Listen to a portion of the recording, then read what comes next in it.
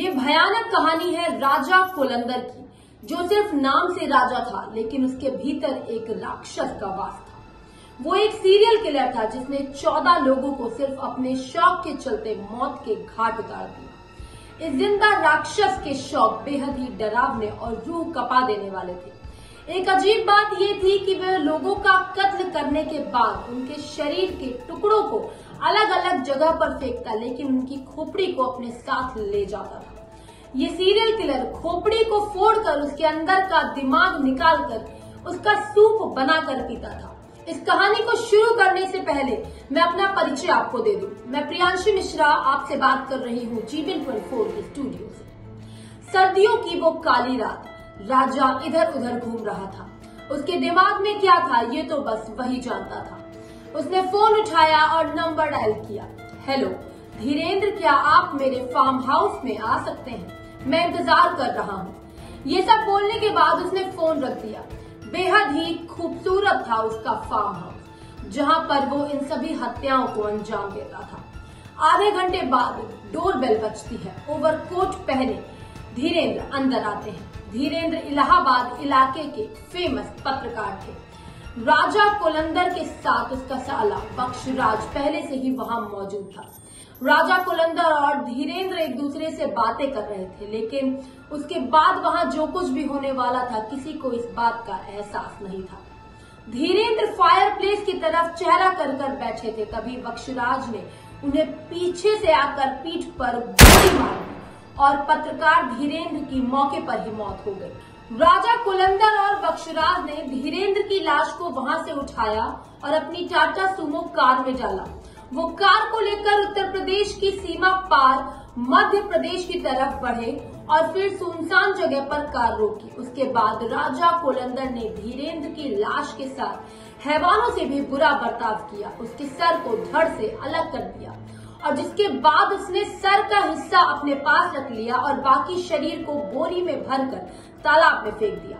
अब थोड़ा नजर डालते हैं राजा कोलंदर के जीवन पर। राजा कोलंदर का असली नाम राम निरंजन था, जो उत्तर प्रदेश के प्रयागराज के शंकरगढ़ इलाके का रहने वाला था और वह छिवकी ऑर्डिनेंस में नौकरी करता था।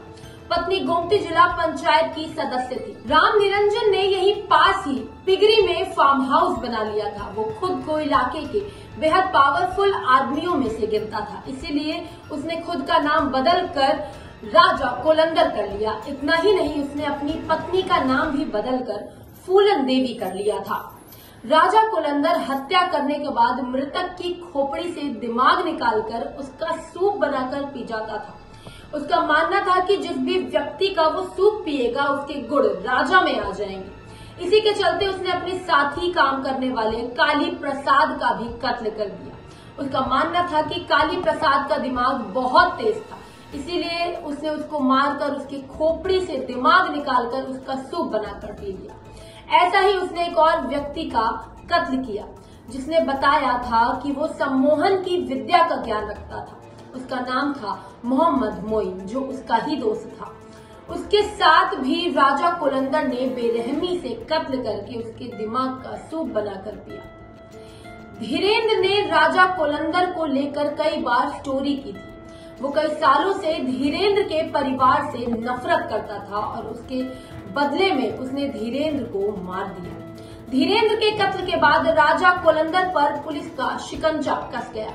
पुलिस ने शक के आधार पर राजा कोलंदर को गिरफ्तार किया।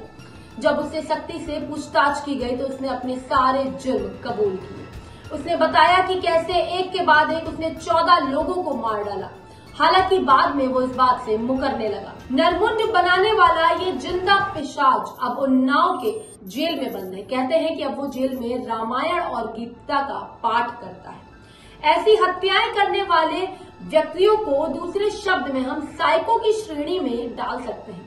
लेकिन सबसे बड़ा सवाल ये उठता है कि आखिर कोई व्यक्ति इन चीजों को अंजाम कैसे दे पाता है। उनकी मानसिकता की बात करें तो उन्हें किस माहौल में पाला जाता है, ये सवाल उनकी परवरिश और परिवेश पर उठता है। अभी के लिए बस इतना ही, लेकिन ऐसी और क्राइम से जुड़ी खबरों को जानने के लिए आप जुड़े रहिए जीवन 24 के साथ।